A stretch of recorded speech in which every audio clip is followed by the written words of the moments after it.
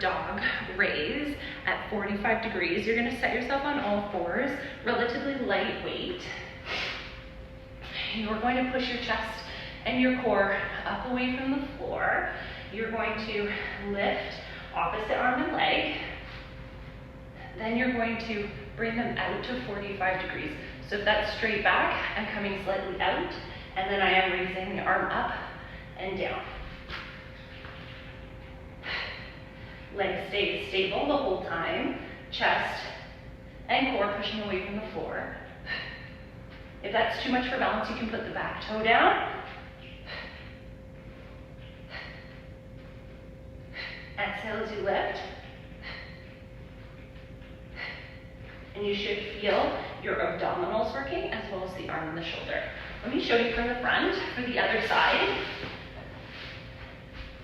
All four position. Lift chest and core up away.